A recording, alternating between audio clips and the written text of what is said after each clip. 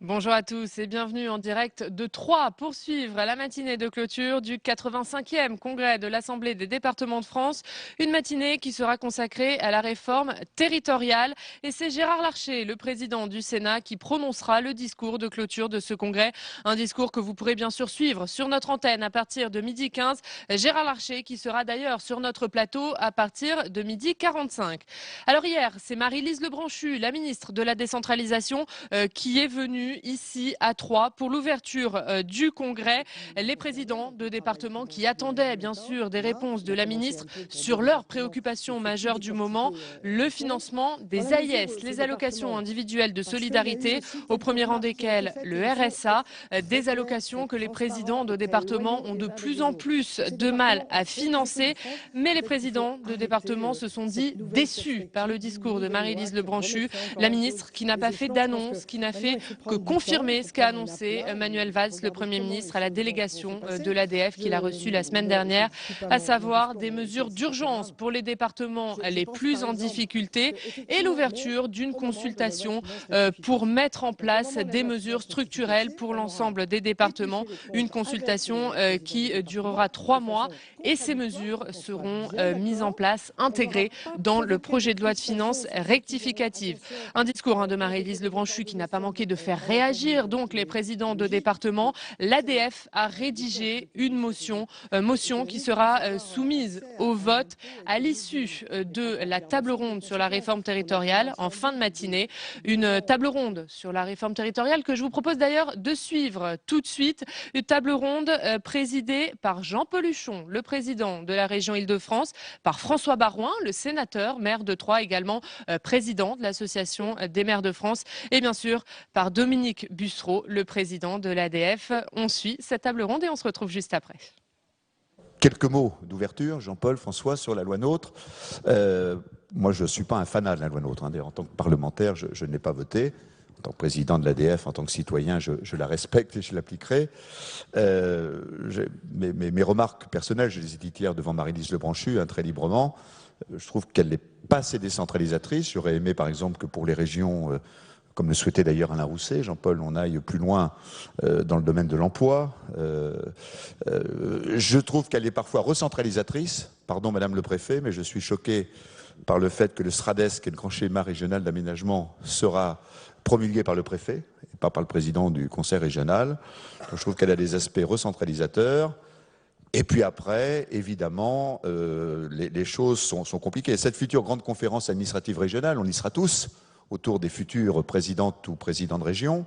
Bon, j'espère qu'il n'y aura pas quelque part un président extrême ou une présidente extrême qui dirige ces conférences, parce que sinon je ne vois pas comment elles pourront fonctionner et si les gens accepteront d'être sur la photo de famille. Bon, donc ça c'est une complication. Et il faudra dans ces conférences que tout le monde mette de la bonne foi pour l'action économique, pour les infrastructures.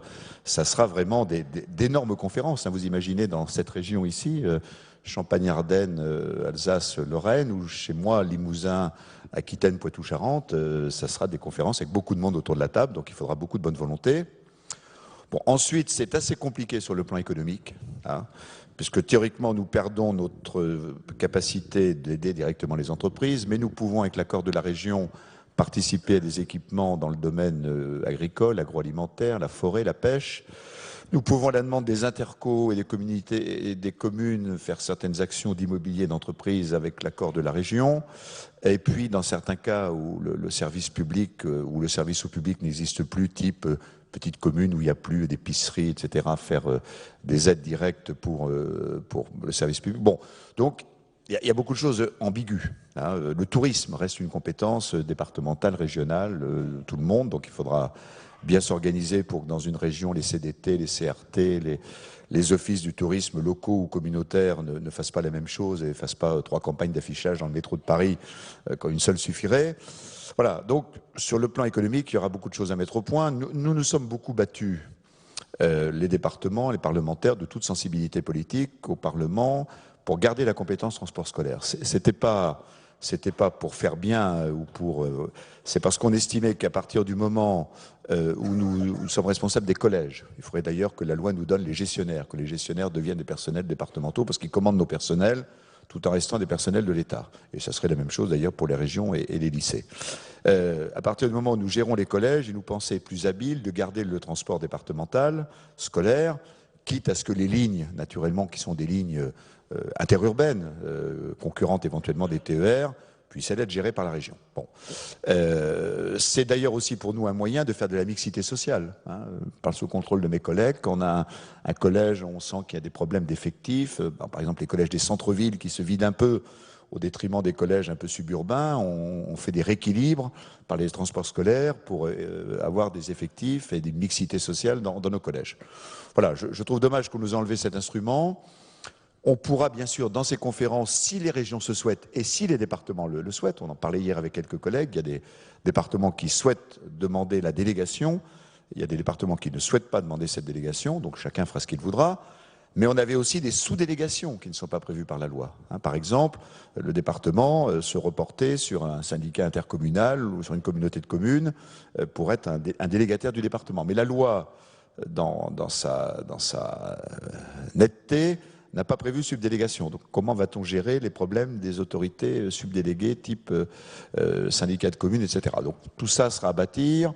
On avait aussi beaucoup de lignes de cars qui étaient à la fois, qui faisaient de l'interurbain et du transport scolaire, qui étaient mixtes. Comment va-t-on gérer cela? Bon, beaucoup d'inconnus. Je prends encore un dernier exemple qui évidemment, Champagne-Ardenne, Lorraine, Alsace ou en Île-de-France n'est pas pertinent. Les ports. Hein. Les ports, alors là, le législateur a fait très fort. Ça va faire d'ailleurs beaucoup travailler les tribunaux administratifs et le Conseil d'État dans quelques années, et puis il fera des thèses juridiques intéressantes. Les ports, si un département qui a des ports, moi j'en ai une cinquantaine en Charente-Maritime, un département qui a des ports, il doit délibérer avant le 31 mars s'il veut qu'il reste de compétences départementales. Et puis après, si une autre collectivité arrive et dit « moi je veux être co-responsable du port », le préfet, alors la loi écrit, hein, le préfet doit favoriser la création d'un syndicat mixte. Vous imaginez, plan juridique, le préfet doit favoriser la création d'un syndicat mixte dans une loi, c'est un peu étonnant, mais c'est comme ça. Donc on fera bâtir des syndicats mixtes pour des ports de plaisance, pour des ports de commerce, pour des grands ports de pêche, avec des régions, avec des départements, avec des communautés de communes, avec des communautés d'agglos. Voilà, ça va prendre du temps. Donc tout ça pour vous dire que ça va être compliqué. Et je termine là-dessus, avant de demander l'avis de François et de Jean-Paul sur ce texte, en vous disant que, à mon avis, c'est un avis que certains pourront trouver partisan, mais c'est plutôt un avis de passionnés des collectivités locales. Dans un premier temps, ça va coûter plus cher. 2, il faudra plusieurs années pour que ça se stabilise. Parce que les exécutifs régionaux, le temps qu'ils soient en place, qu'ils s'organisent, les changements de personnel, quand il y a les groupements de régions, la mise en place de ces conférences administratives, les habitudes de travail en commun, des services, des élus, etc., je pense que la loi NOTRe ne sera pas stabilisée avant un certain nombre d'années. Et je dis, alors à titre tout à fait personnel, ça n'engage que moi, et je pense que François pense la même chose que moi, que s'il devait y avoir une alternance politique, ce sont des choses qui arrivent dans notre démocratie, moi je ne souhaite pas qu'on refasse le grand soir. Hein, grand soir du redécoupage électoral, grand soir des compétences. On peut par un texte de loi modifier quelques anomalies de la loi NOTRe et des éléments dont on aura vu d'ailleurs à l'épreuve des faits qui fonctionnent mal. Mais si un nouveau gouvernement, une nouvelle majorité devait tout refaire, alors qu'on n'aura même pas commencé à stabiliser les choses, c'est exactement comme ce qui est en train de se passer avec l'intercommunalité. On venait à peine de stabiliser la réforme Guéant, qu'on a une nouvelle réforme qui oblige à refaire les cartes territoriales. Je ne suis pas sûr qu'en changeant sans arrêt les règles du jeu, on favorise le bon exercice et l'exercice équilibré et efficace sur le plan des finances publiques de la démocratie. Voilà, c'est un sentiment personnel qui n'engage pas l'ADF, mais qui engage votre serviteur. Et ça me permet de passer le micro à François et ensuite à Jean-Paul pour recueillir leurs sentiments sur la loi NOTRe et que nous puissions en débattre et puis que vous puissiez naturellement les uns et les autres intervenir avant que Gérard Larcher ne clôture nos débats. Mon cher François. Bien, mon cher Dominique, Monsieur le Président, merci. J'espère que vous avez passé une bonne soirée à Troyes. Je salue le Président Adnaud qui nous accueille dans ce magnifique salon et palais des congrès qui est un outil exceptionnel pour le développement de la ville et le centre des congrès qui est au cœur de ville et vous avez pu, j'imagine, en profiter. Je salue Gérard Larcher, Madame la Préfète, évidemment tous les amis ici présents avec qui nous avons partagé le dîner. Deux, trois idées simples peut-être pour à la fois donner la position de l'Association des maires de France et puis un sentiment personnel. Je pense qu'en toute chose, sur tous les textes, il est important de se poser une question simple, c'est pourquoi un texte, d'où il vient et jusqu'où il va. Pourquoi ce texte de la nouvelle organisation territoriale qui s'est additionné avec le nouveau découpage territorial, plus une problématique générale de débat qui nous anime tous, notamment sur le plan financier. Le point de départ de cette organisation, c'est quand même la loi de programmation des finances publiques, qui est le cadre triennal et qui a été la discussion entre Paris et Bruxelles pour fixer un décalage de l'atteinte des 3% de déficit public, non pas à 2013 comme c'était fixé, non pas à 2014 après une année supplémentaire de grâce, si je me permets l'expression, mais pour le fixer à 2017. Dans les discussions entre l'État français et Bruxelles, comme c'était le cas d'ailleurs avec les autres États qui avaient besoin de revenir au niveau des critères de Maastricht, s'est posé la question des réformes. Il ne m'appartient pas d'aller sur le terrain des orientations générales du gouvernement, mais dans les réformes qui ont été choisies, il pourrait y en avoir une dans le cadre de la source de dépenses sociales, une ou deux ou trois. Il pourrait y en avoir une autre dans le cadre de la deuxième source de dépenses publiques, qui est celle de l'État, et il pourrait y en avoir une troisième dans le cadre de la plus petite source de dépenses publiques, qui sont les dépenses des collectivités territoriales. Et c'est autour de cela que l'État a travaillé pour offrir un cadre général qui permettait de fixer une réforme structurelle visant à produire des économies pour baisser le niveau des dépenses publiques par rapport au PIB et pour baisser ou apporter une contribution de la réduction des déficits publics. Je pense que c'est très important parce que c'est quand même le fruit d'une négociation et d'une carte générale. Donc ça a été en quelque sorte l'engagement pris par Paris pour dire nous allons engager des réformes, ce sera vertueux sur le plan de l'efficacité de la dépense publique et il y aura une vélocité d'un fonctionnement qui sera peut-être plus lisible pour certains dans les partenariats financiers que nous pourrons avoir. C'est dans cet esprit que le nouveau découpage régional s'est mis en place. Je ne reviens pas sur les débats, nous avons tous été surpris les uns les autres par quelques anachronismes géographiques, puisqu'un mardi matin, nous sommes retrouvés ici à Troyes avec un bord de mer du côté de la Picardie. Ça nous a interpellés, il faut dire les choses, et puis on s'est organisé au Parlement et la logique pure et la logique pratique se sont retrouvées in fine dans cette carte d'une grande région, Champagne-Ardenne, Lorraine et puis avec l'Alsace. Ce qui fait d'ailleurs une région absolument considérable. Vous êtes dans une région qui fait 2 fois la Belgique à présent et qui fixe un cadre général avec une ouverture que nous n'avions pas à l'époque, bien sûr, qui était l'ouverture avec l'Allemagne. Sur l'organisation générale, le partage des compétences. Une fois qu'on a fait ces grandes régions, il faut leur donner des compétences. Et là, on est arrivé au débat qui nous a animés au Parlement. Comme Dominique Bussereau, je n'ai pas voté ce texte.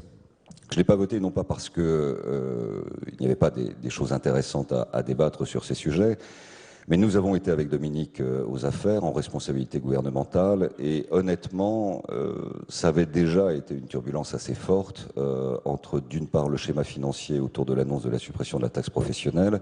Je n'étais pas à l'époque au gouvernement.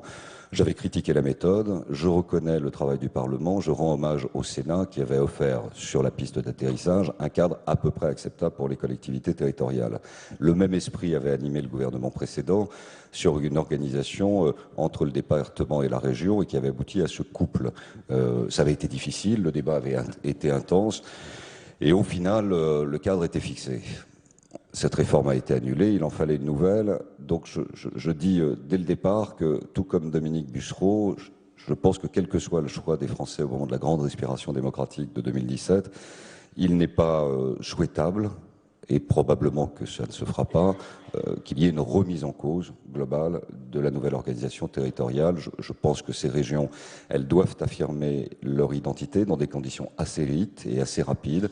Je pense qu'il faudra appréhender le schéma global d'aménagement sur le plan économique, touristique, international de manière assez rapide. Et je pense qu'il faudra trouver une méthode de travail efficace pour les uns et pour les autres, pour les départements, pour les anciennes régions et naturellement pour les structures intercommunales qui vont se développer. Ensuite, dans le débat, il y a eu des points évidemment sur l'affectation des compétences dévolues au département. Moi, je le dis franchement, je suis plutôt départementaliste que régionaliste. Peut-être que parce que je suis dans une région qui a eu du mal pendant de très nombreuses années, qui n'est jamais vraiment parvenue à affirmer son identité. Dans certaines régions, ça s'est affirmé plus naturellement, parce que le cadre géographique s'imposait plus naturellement. Ça n'a pas été le cas en Champagne-Ardenne. Et donc nous croyons, et nous avons cru beaucoup aux politiques de proximité, de financement croisé, d'effets de levier et de coordination des politiques publiques au service d'un intérêt départemental dans une région qui avait ses compétences. Alors le débat ensuite pour les maires et pour les intercommunalités, il s'est fixé autour de 2 points, et ça a été l'essentiel de notre engagement. 1, la préservation de la commune, dans sa clause de compétence générale, et 2, dans la sincérité ou l'effort ou l'élan que lui conférait l'élection au suffrage universel direct de ses conseillers municipaux. Donc nous avons mené, quand je dis nous, c'est l'Association des maires de France, nous avons mené un combat au Parlement et dans nos discussions avec l'État et les membres du gouvernement pour dire que nous n'accepterions jamais l'élection au suffrage universel direct des conseillers communautaires. Tout simplement parce qu'on peut à la fois avoir un développement du fait intercommunal qui est engagé depuis très nombreuses années, on peut avoir une accélération du fait de la mutualisation pour offrir le meilleur rapport qualité-prix aux contribuables, à l'usager, à l'administré, sans pour autant altérer en profondeur ce qui fait l'essentiel même de l'identité de notre pays, car je rappelle au passage que sur les 36 000 communes, 33 000 communes ont moins de 3 500 habitants. Ça représente 36% de la population française. C'est plus de 20 millions de personnes qui, lorsqu'on leur dit il y a trop de communes, le vivent comme une insulte et se sentent boutés hors d'un schéma démocratique alors que c'est leur paysage, leur village et que des générations et des générations se sont transmis cette appartenance et cette passion d'être de quelque part et ce quelque part c'est ce village.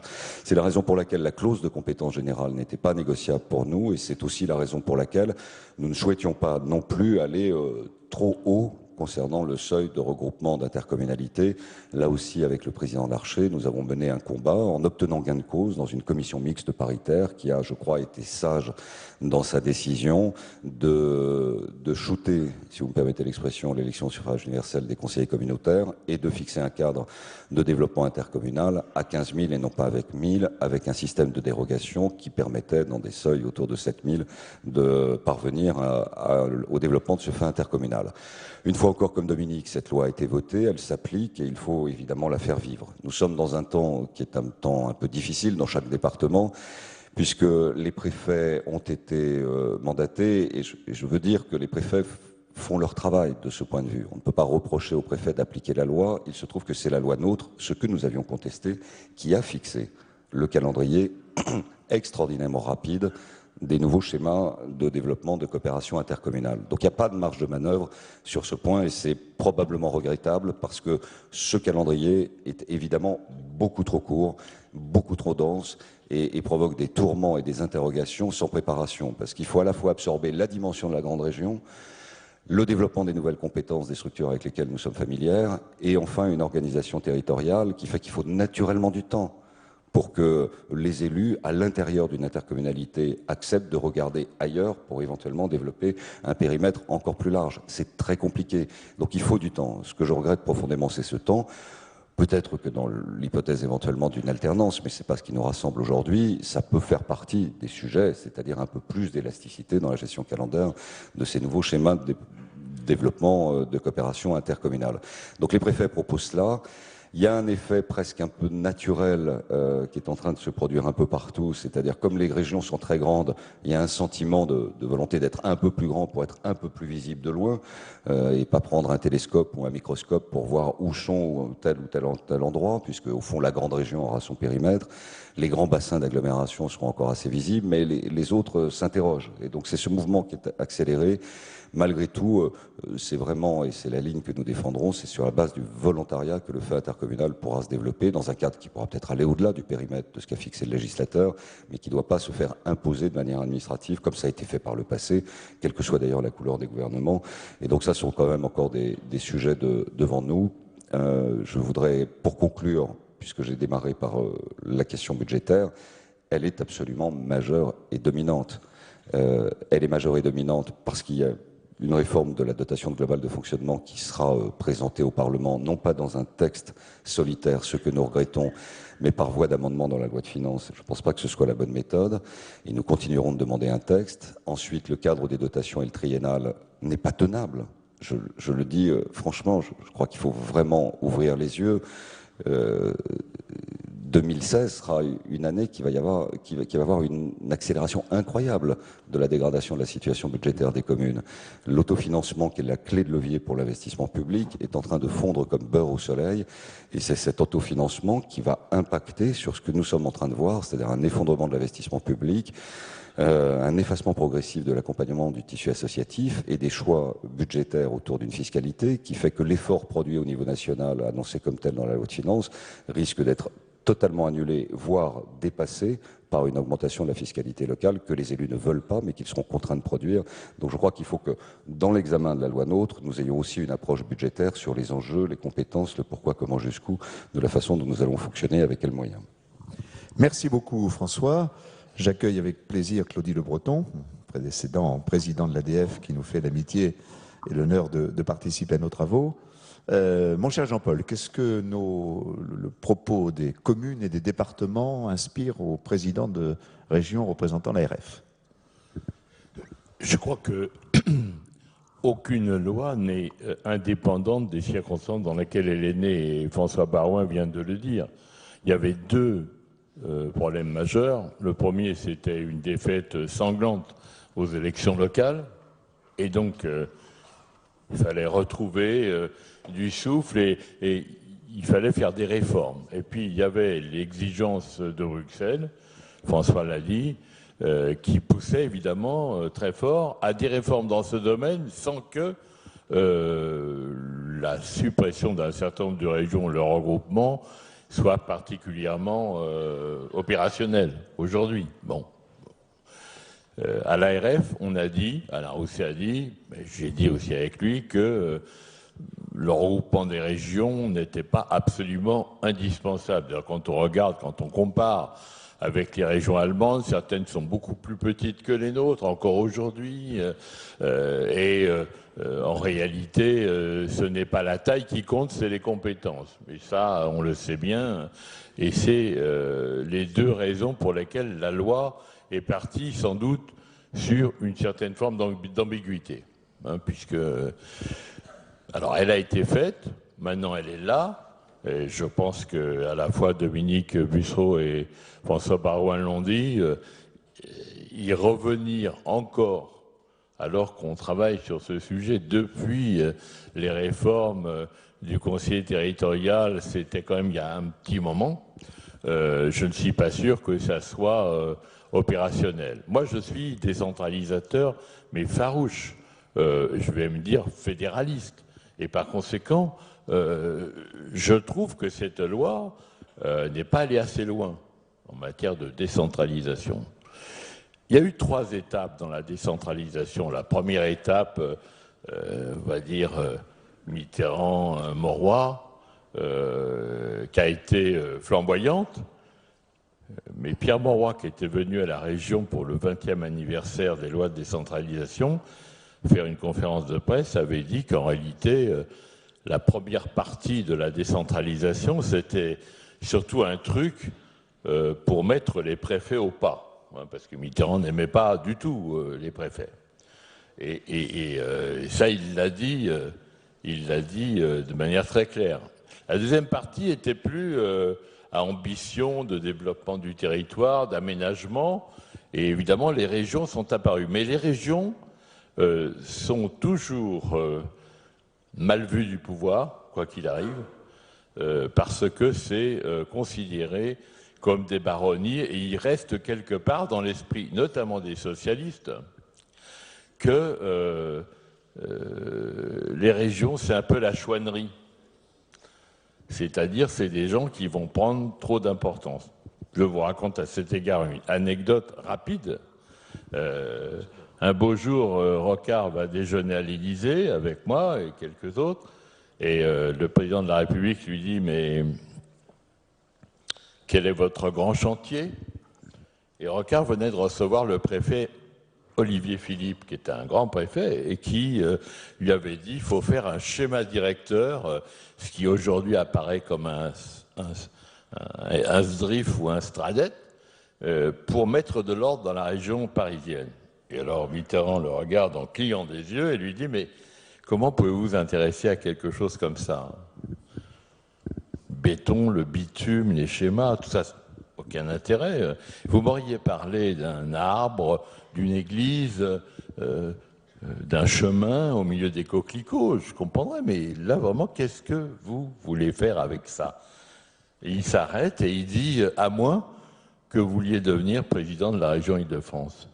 Et c'était toute l'ambiguïté de cette attitude de l'État central par rapport aux régions. Alors, la loi NOTRe aujourd'hui, elle est là, elle a quand même été assez pénible, je pense, à écrire. Il faut savoir qu'elle comporte 2 appendices pas inintéressants, mais qui ont beaucoup fait parler. La taille des régions, bien sûr, le regroupement, et puis on oublie la loi MAPTAM qui a mis en place des choses qui sont assez difficiles à mettre en œuvre maintenant. En tout cas, dans ma région, c'est très très difficile, pour ne pas dire... c'est tellement dépendant des alternances que si on n'en tient pas compte, évidemment, et si on veut faire une loi uniquement pour le moment, ça ne peut pas marcher. Alors, qu'est-ce qu'on peut dire de la loi MAPTAM dans ces conditions? Elle, comme l'a dit François Baroin, c'est la préservation et je dirais, la sacralisation de la commune.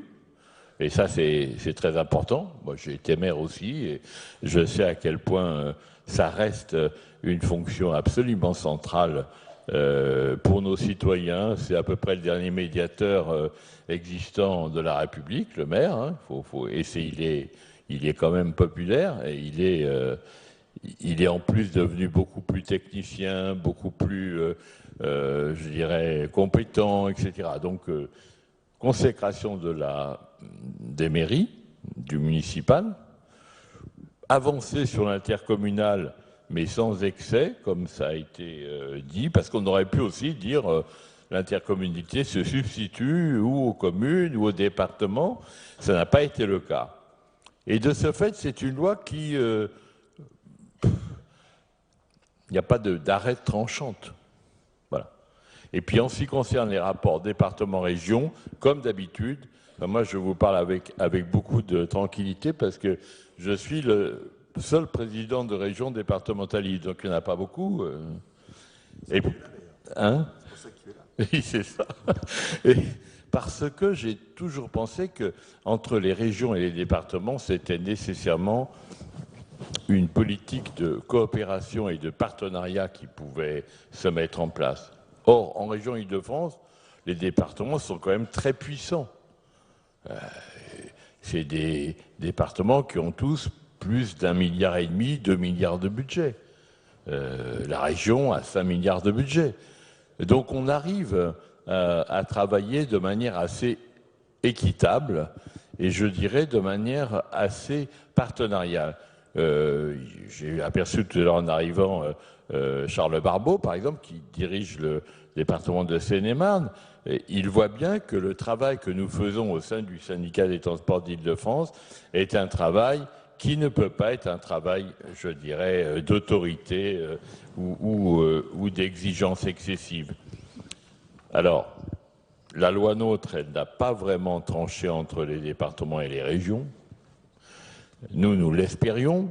Nous espérions que les régions pourraient véritablement prendre un bloc de compétences très important comme, je dirais, l'économie, le développement.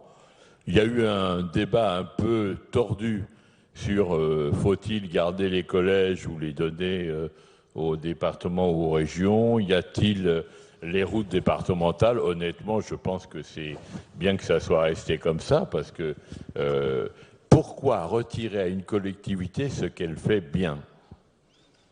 Et ça, c'est difficile à comprendre.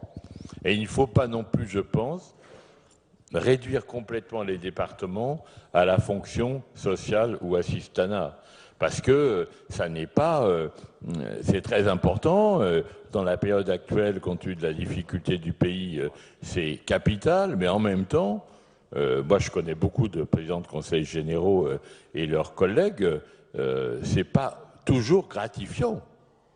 Et il faut aussi parler de développement départemental, de plans à 20 ans ou à 10 ans des départements, et nous y avons participé à travers d'ailleurs un outil qui maintenant va être à disposition de toutes les régions, c'est un schéma directeur. Il faut dire que là, nous avons bénéficié un petit peu d'une sorte d'expérimentation en Île-de-France qui a pu être reproduite ailleurs. La troisième caractéristique de la loi, c'est qu'il reste encore, François Baroin le disait à l'instant et Dominique aussi, des choses peu claires. C'est-à-dire qu'il y a aujourd'hui des secteurs comme le tourisme où, en réalité, il n'y a pas eu de remise en ordre, il n'y a pas eu d'éclaircissement, pas de clarification. Depuis le début, la culture et le sport devaient clairement rester de la compétence générale. Et finalement, on a supprimé la clause de compétence générale, mais en la remettant dans une certaine mesure entre les mains de la conférence territoriale, ce qui laisse augurer de discussions nourries dans certains secteurs. Mais je ne suis pas très inquiet là-dessus parce que nous, des conférences territoriales, si j'ose dire, on en tient depuis longtemps. C'est comme M. Jourdain, on savait le faire. Dès lors qu'on est dans un esprit, encore une fois, de partenariat, de contrat. Nous sommes la première région à avoir passé des contrats à 200, 300, 400 millions d'euros entre la région et chacun des départements pour des projets qui les concernent et qu'ils souhaitent mener à bien, non pas dans le cadre du contrat de plan, mais à côté, parfois en parallèle au contrat de plan. Je pense que si l'intelligence collective, intelligence décentralisatrice, l'intelligence en matière de développement économique et d'aménagement peut se mettre en place, ça n'est pas une conférence avec des oukases de la région qui changera quelque chose. Ça n'est pas possible. Nous sommes condamnés à travailler ensemble. Et moi, je vous dis ici, comme je l'ai toujours dit, partout, c'est une fausse idée que de dire qu'il y a des doublons, etc. C'est une fausse idée. Quand Patrick Devedjian met presque 200 millions sur un tramway qui va aller de Châtillon à Vélizy, aux côtés de la région qui met une somme un tout petit peu plus importante, est-ce que c'est un doublon? Est-ce que c'est un recoupement? Pas du tout, c'est juste une addition d'efforts communs. Et c'est ça qui se passe. La plupart du temps, les doublons, ils sont souvent, et je m'excuse là aussi auprès de Madame la Préfète, ils sont très souvent le fait de l'État. Et il y a des services de l'État qui n'ont plus rien, en vérité, à faire dans certains domaines et qui feraient mieux, me semble-t-il, de consacrer leurs efforts à ce qui est vraiment le régalien. Bon, le régalien. Pour ça ne surprendra même pas mes amis politiques qui savent que je dis ça depuis très longtemps. C'est pas grave. Mais il me semble que cette loi, elle est imparfaite, mais il ne faut pas trop la modifier. Et elle a manqué une étape. C'est-à-dire que autant Jean-Pierre Raffarin avait, lui, clairement une vision décentralisatrice, il s'est un peu heurté au bisbis entre les différentes collectivités en particulier. Il n'a pas pu, comme disent les Anglais, le supérer. Il n'a pas pu le dépasser. Mais il avait un esprit vraiment décentralisateur. Quand nous avons pris les transports publics en région, c'est quand même grâce à lui. Bon, alors, c'est pas un cadeau. Ça a peut-être arrangé l'État parce qu'il mettait moins d'argent, mais en tout cas, pour nous, ça a permis d'identifier nos régions. Il restait une troisième révolution à faire en matière de décentralisation. C'était justement d'éclaircir les choses, de définir des blocs de compétences, ou alors de décider que nous allions entrer vraiment dans la peau d'un pays décentralisé à tonalité fédéraliste. C'est un peu ce que ce qui se dit à l'Association des régions françaises, même si il y a toujours une certaine timidité par rapport au pouvoir d'État. Donc moi, je pense qu'on a, depuis le début sur la décentralisation, même du temps de Mitterrand et de Mauroy, on a raté quelque chose qui était de faire un vrai pays décentralisé. Et on a fini par mettre les écoles maternelles et primaires à la commune, le collège au département, le lycée à la région, et tout ça, franchement, mérite un peu mieux, mais je pense que c'est, après cette très longue bataille, très obscure, sur la loi NOTRe, je pense qu'il faut maintenant se tourner vers des problèmes plus importants et peut-être bien utiliser cette loi, par exemple, pour développer l'économie. Merci. Merci beaucoup, Jean-Paul. Bon, en accord avec mes deux voisins et amis, on propose de vous donner la parole pour réagir. Je pense que les propos sans ambiguïté des uns des autres. Philippe, est-ce qu'on peut donner un micro au président de la Loire-Atlantique? Merci, cher président.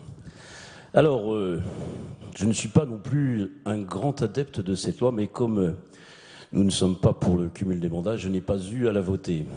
Je voudrais saluer Claudie Le Breton. Pourquoi? Parce que cette loi NOTRe, dans ses équilibres, on doit beaucoup à Claudie dans ce qu'il a porté au sein de l'ADF, quand nous avons, au cours de ces dernières années, beaucoup milité pour la recherche de cet équilibre.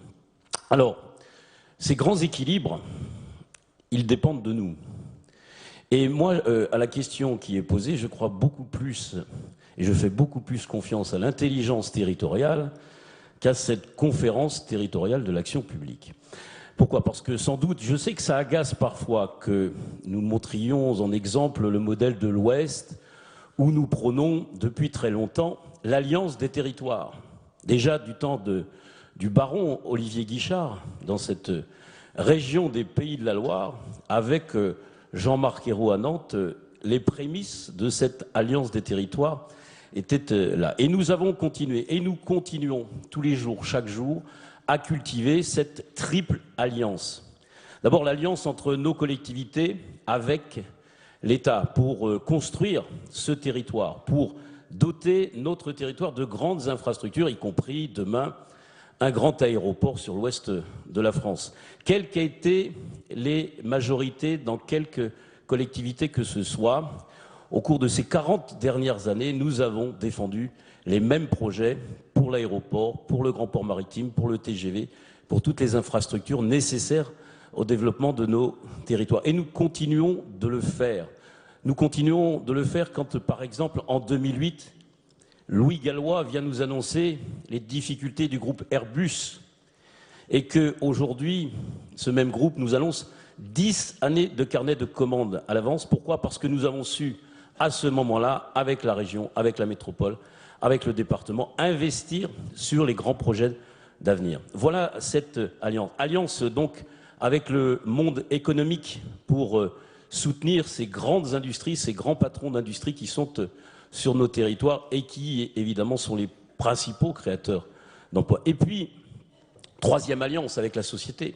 Nous, élus départementaux, avons et qui sommes finalement les principaux partenaires des grands réseaux associatifs dans le domaine sanitaire, dans le domaine éducatif, dans le domaine social, dans le domaine culturel, dans le domaine sportif, nous avons aussi à cultiver ces alliances. Voilà le fruit d'une alliance territoriale. L'exemple des ports, Dominique. L'exemple des ports. Nous avons déjà discuté. J'ai déjà l'accord des maires, des présidents d'intercommunalités qui ne sont pas de ma sensibilité politique pour que le département puisse continuer d'être le principal maître d'œuvre. Et j'ai le même accord avec Jacques Oxiette pour dire que, évidemment, c'est la région qui aura la compétence économique sur la filière pêche, mais que la gestion patrimoniale des ports, la gestion domaniale des ports, c'est de notre compétence, et que je distingue l'exploitation. Nous avons créé une SEM, et j'ai proposé à la région, naturellement, de pouvoir intégrer cette SEM. Donc voilà des exemples. Sur les transports scolaires, nous avons déjà, avec la région, un accord pour organiser les transports scolaires sur mon département, avec la métropole, nous avons déjà anticipé la loi. En fait, j'avais dit, moi, à Jean-Marc Ayrault à l'époque, puisque Jean-Marc Ayrault, avant de devenir Premier ministre, était le président, maire de Nantes et président de la métropole, je lui avais dit une simple chose, pourvu que les lois que tu vas produire n'empêchent pas de construire l'intelligence territoriale. Et donc je crois qu'aujourd'hui, les conditions, en préservant toutes nos collectivités, les conditions sont réunies pour qu'on fasse valoir cette intelligence des territoires et cette triple alliance à laquelle nous sommes très attachés dans l'Ouest. Voilà. Merci Philippe. Je ne sais pas si ça entraîne une réaction de Jean-Paul ou de François, pas pour l'instant. Voilà, je mets ça pour voir la... Qui demande la parole sur la loi NOTRe? Damien, est-ce qu'on peut donner un micro à Damien Abad, président de l'Ain, au premier rang? Député également du premier de nos départements. Merci Dominique, effectivement, il faut bien être premier quelque part, donc numéro 1 sur le département. Simplement, j'entends bien ce que dit notre collègue et les nécessités de l'Alliance, et moi aussi je crois beaucoup plus à l'intelligence territoriale que malheureusement à l'intelligence législative, mais force est de constater quand même que cette loi NOTRe, c'est sans jeu de mots tout sauf la nôtre. Honnêtement, on a un choc de complexification avec cette loi. Alors j'espère que l'intelligence des territoires permettra de simplifier les choses. Enfin, pour moi et pour nous, je pense, département, le compte n'y est pas, même si c'est moins pire que ce qu'on aurait pu en attendre. Je pense qu'on a quand même 3 grands combats à mener dans l'application de cette loi. Le premier, qui est majeur, c'est qu'est-ce qui se passe au 1er janvier 2016 ? Est-ce qu'il y a une année blanche pour les aides économiques aux entreprises ? Le département de l'Ain, c'est le premier département industriel de France. Très concrètement, qu'est-ce qui se passe ? Est-ce que ce sont les régions ? Est-ce que ce sont les départements qui fait des aides aux entreprises, qui fait des aides directes aux entreprises, et quelle est la place des départements dans les syndicats mixtes à vocation économique, et quelles seront surtout les conséquences en tant que telles. Le deuxième combat, je pense, qu'on doit mener, et qui, je pense, est inacceptable, c'est le transfert de la CVAE, qui est un impôt dynamique, qui est une des rares ressources dynamiques pour le département, et honnêtement, là, ça nous lie complètement. Et je pense que là, on a aussi un combat fort et important à mener là-dessus. Et enfin, le troisième combat qu'on doit mener, si on pense que le département a un rôle à jouer en tant qu'aménageur de territoire, eh bien, ce sont aussi, bien entendu, la question, au-delà de la loi en tant que telle, qu'est-ce qu'on va réaliser, qu'est-ce qu'on va faire, et surtout, comment le département va pouvoir agir encore dans le domaine économique, comment il va pouvoir faire pour que dans le domaine de nos territoires, eh bien, le département puisse avoir ce rôle d'aménageur, de promoteur de filières et donc de capacité d'action dans le domaine économique. Et je pense que c'est ce combat-là, celui de l'année blanche, celui sur la CVAE et enfin celui sur la clause de solidarité territoriale. Est-ce que c'est une clause de compétence générale déguisée qui nous permettra éventuellement d'intervenir dans le domaine agricole ou dans d'autres domaines ou pas? Et c'est ce combat-là qui nous amèneront à faire en sorte, moi aussi je rejoins ce qu'a dit Jean-Paul Huchon, le département n'a pas vocation d'être simplement une caisse d'enregistrement des prestations sociales. Si c'est uniquement ça, on se fait plaisir, on n'a plus besoin d'élus, il suffit simplement d'administrer les choses et tout ira pour le mieux dans le meilleur des mondes. Mais si on pense que l'Assemblée départementale, ça a encore un rôle à jouer, eh bien alors le département, il doit être aménageur de territoire, il ne doit pas être simplement une collectivité de guichet, mais aussi une collectivité de projet, et que donc nous devons, et il y a des combats à mener dans l'application de cette loi NOTRe, pour que le département ait un rôle à jouer en lien avec les différents échelons territoriaux et notamment, bien entendu, avec les grandes régions. Tu as tout à fait raison, Damien. Il y a le problème de la... Enfin, Jean-Paul et François Région, il y a le problème de l'année 2016, qui est une année où on peut encore aider, par exemple, on peut encore travailler avec les chambres consulaires, qu'elles soient chambres de commerce, chambres d'agriculture. J'ai reçu tout à l'heure les présidents de la région, et c'est pour ça que je m'excuse auprès de les présidents des chambres d'agriculture de la région, je m'excuse auprès de mes collègues du groupe DCI de ne pas avoir participé à la réunion présidée par Benoît. Parce que, par exemple, dans beaucoup de départements, notre politique agricole passe par les chambres d'agriculture. On pourra encore l'année prochaine les aider, et après, il faut trouver de nouveaux systèmes pour aider notre agriculture, et Dieu sait qu'en ce moment, on en a bien besoin. Donc, en effet, ce problème de cette année blanche où les conférences vont mettre du temps à se mettre en place, etc., on a un vrai problème. Et en effet, on a un certain nombre de possibilités offertes par la loi NOTRe de continuer à faire de l'économie, le tourisme en étant une, et d'autres, à condition qu'on ait un bon accord avec les régions et les intercos. Moi, dans mon département, j'ai réuni tous les présidents d'interco pour qu'on essaye de mettre en place une méthode de travail et que quand ils se substituent à nous, par exemple pour reprendre des zones d'activité que gérait le département, non pas simplement sur le plan domanial, mais également sur le plan fonctionnement, on puisse avoir des accords entre nous. Sur la CVAE, on l'a dit hier très clairement, hein, moi je considère que le gouvernement nous fait une mauvaise manière. Hein.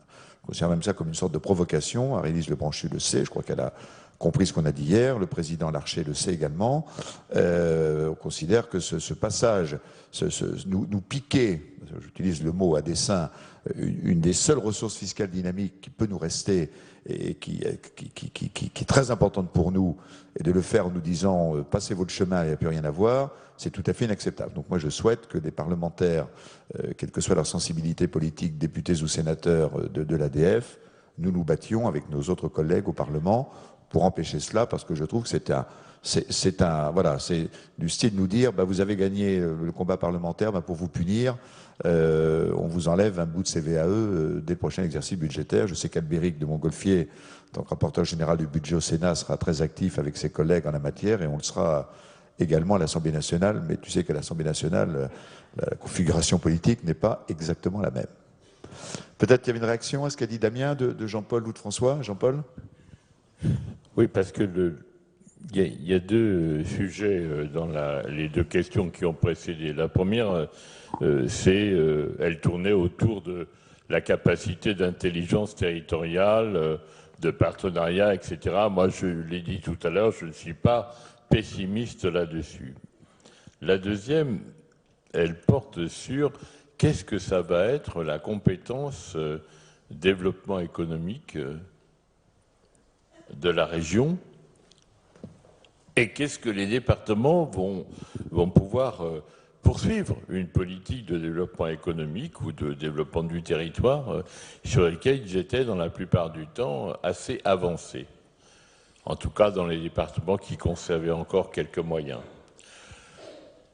Je pense que ça doit pouvoir s'organiser parce qu'il y a des choses en matière de développement économique qui se font dans la proximité. Je pense aux zones d'activité, aux zones industrielles.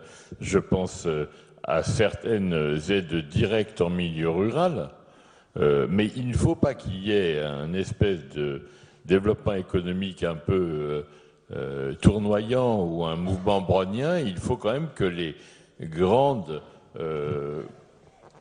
lignes de la politique économique d'une région, comme territoire, comme espace pertinent pour développer l'économie, ne soient pas totalement perdues de vue et qu'elles soient discutées, débattues. Nous, quand on a fait notre schéma directeur de développement économique, là aussi un peu en avance par rapport à d'autres collectivités, nous avons clairement défini là où les départements ou d'autres collectivités pouvaient intervenir, et nous avons et surtout essayé de cibler des filières, des lieux de développement économique, des priorités d'implantation industrielle, etc. On l'a fait. Et on l'a fait avec les départements. On l'a fait avec eux, parce qu'on avait une conférence justement qui permettait de le faire. Et parce que vous ne bousculez pas un département comme les Hauts-de-Seine ou les Yvelines sous prétexte qu'ils ne sont pas de votre sensibilité, ça n'existe pas. Donc là-dessus, je crois que quelqu'un qui a beaucoup travaillé sur le sujet et qui d'ailleurs a pris des positions courageuses comme président de département, c'est Yves Cratinger que j'ai vu tout à l'heure en arrivant, lui n'avait pas été ambigu sur la nécessité de donner la stratégie économique aux régions. Et je pense que après, sur l'application sur le terrain, on sait très bien que les départements sont beaucoup plus proches du terrain et que les régions n'ont pas les effectifs pour suivre les choses très directement dans chaque zone d'activité. Donc je ne suis pas trop inquiet là-dessus. Peut-être j'ai tort, je ne crois pas. Il ne faut pas recréer à l'occasion de la loi NOTRe ou de ses prolongements une sorte de jacobinisme régional, hein, c'est toujours ce dont nous accuse Patrick Devedjian, avec beaucoup d'alacrité, mais je ne crois pas que cette possibilité existe. Et alors, un jour, peut-être, quand on évoluera vers un véritable système plus fédéral, on verra, mais ça n'est vraiment pas le cas aujourd'hui. Et aujourd'hui, il faut, au contraire, pour mobiliser tout le monde sur l'emploi, le développement économique, les petites et moyennes entreprises, aller chercher chaque emploi, comme disait Nicolas Sarkozy, avec les dents. Il faut se reposer sur les gens les plus proches du terrain, et vous êtes les plus proches du terrain. Merci, chers collègues. Oui, si tu le permets. Oui, François, bien sûr, puis après, nous sera le président du Puy-de-Dôme. François. Juste un mot, ce qu'a dit Damien sur la CVAE est très juste, et je pense que l'association des départements de France doit rentrer quand même en discussion avec l'État dans le cadre de la loi de finances sur cette problématique. Parce que, effectivement, dans ces conditions, si on retire tout ce qui est dynamique, on vit la même chose, hein, nous, pour les intercommunalités et la réforme de la DGF, où d'une certaine manière, on va se faire ligoter comme des petits gigots dans le débat sur cette DGF. On n'a pas tous vocation non plus à aimer avoir une destinée de petits gigots. Donc le débat parlementaire sera quand même assez soutenu, mais je pense que ce n'est pas un débat neutre. Sur la manière, je ne me permets pas de juger, je ne sais pas comment ça a été annoncé, mais sur le fond, je trouve qu'il sera difficile d'atteindre l'aurore boréale décrite par la nature joyeuse et pertinente de Jean-Paul Huchon, où le schéma régional sur le plan du développement économique va se mettre en perspective, et derrière, tout naturellement, les départements vont être les acteurs opérationnels tout en apportant leur contribution à la stratégie. Moi, je pense que ce que tu as dit, Jean-Paul, est très juste. Il y a un risque qui est très fort dans une décentralisation qui est descendante et, sur certains points, condescendante. Je n'accuse personne, ça a été fait à droite comme à gauche.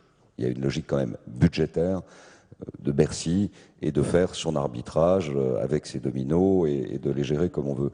Mais il y a un risque d'un jacobinisme régional. C'est-à-dire qu'il faut se mettre à la place, si on est ici à Troyes, Strasbourg c'est 400 km, le seul moyen de peser et d'être assuré du fléchage des fonds qu'on va négocier dans le schéma régional, ça va être de faire de la dépense publique, c'est-à-dire d'ouvrir une maison de l'Aube, je ne sais pas ce qu'en pense Philippe, d'avoir des fonctionnaires qui seront là-bas, qui feront comme à Bruxelles pour les États, et qui vont, comme une représentation permanente, discuter, tracer, suivre. Donc il faut quand même être très attentif, et il faut alors là, pour le coup, nous devenir le fil qui enrobe le petit gigot, parce que sinon, je vois peu d'avenir à des acteurs de proximité qui s'appellent départements ou intercommunalités ou communes qui conserveront dans certains cas la possibilité d'accompagner le développement de telle ou telle zone artisanale.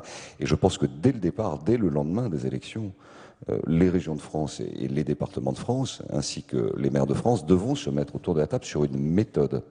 Et je pense qu'il faudra fixer un vadémécum, et on est prêt à y participer pour voir, une fois encore, comment, dans quel calendrier, et quel est le cadre opérationnel qui correspond à l'esprit du législateur, c'est-à-dire un grand schéma et ensuite un opérateur de proximité. Il faut vraiment être attentif. Sinon, la nature, elle reprendra dans une logique de force centripète, c'est-à-dire tout attirer dans un trou noir, la concentration d'efforts, de richesses et surtout de pouvoir.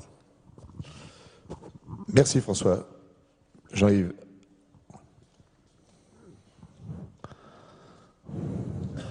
Merci beaucoup. Je ne reviendrai pas sur la loi NOTRe, vous l'avez analysée, je partage l'analyse que vous en avez faite les uns et les autres. C'est une loi qui est ce qu'elle est, elle a été menée un peu au rythme du tango argentin, avec tous les inconvénients que cela comporte. Je crois qu'aujourd'hui, on peut faire toutes les architectures que l'on voudra, puisqu'après tout, c'est une question d'architecture.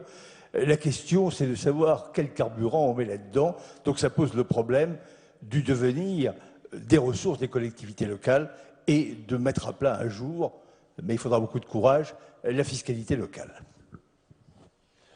Merci. Oui, je t'en prie. Olivier Richefou, président de la Mayenne, et qui est le nouveau président, je le dis à nos collègues, avec le soutien de l'ADF, de la Conférence nationale des services d'incendie et de secours. Nous étions avec François à la mise en place de cette conférence, donc c'est notre monsieur SDIS avec Claude Léonard. Voilà. Merci pour ta confiance, Dominique. Moi, je voulais d'abord me réjouir d'entendre Jean-Paul Huchon être fédéraliste. Et moi, en tant qu'UDI, je me réjouis d'une telle conversion. Je me réjouis aussi de l'entendre citer Nicolas Sarkozy comme étant une référence. Ça, c'était pour le clin d'œil, vous l'avez tous compris. Plus sérieusement, je crois que la loi NOTRe a été une occasion ratée, vous l'avez dit les uns et les autres, d'aller vers plus de décentralisation. Et je crois que ça a été un conflit, finalement, qu'on a voulu organiser entre les départements et les régions. En tout cas, on s'est bagarré l'un et l'autre pour savoir qui allait garder le transport. N'oublions pas qu'à un moment donné, les collèges et les routes devaient aussi rejoindre les régions. On l'oublie rapidement. Moi, je voulais appeler de mes voeux, bien évidemment, après 2017, sans doute une évolution qui aille vers plus de décentralisation. Les régions ont demandé, à juste raison, et n'ont pas obtenu que Pôle emploi soit une compétence qu'ils puissent exercer en complément de l'économie et en complément, on le sait, de la formation professionnelle. Eh bien, moi, je pense, par exemple, que les CAF, qui font double emploi sur la gestion du RSA, avec une partie de nos missions, pourraient très bien être des missions qui soient dévolues au département dans son grand rôle des solidarités. Donc voilà, il nous faudra réfléchir à des évolutions qui aillent plus loin sur le plan de la décentralisation. Il faut que, pardonnez-moi en tant que provincial, mais que nos élites parisiennes et peut-être technocratiques, tous formés dans le même moule,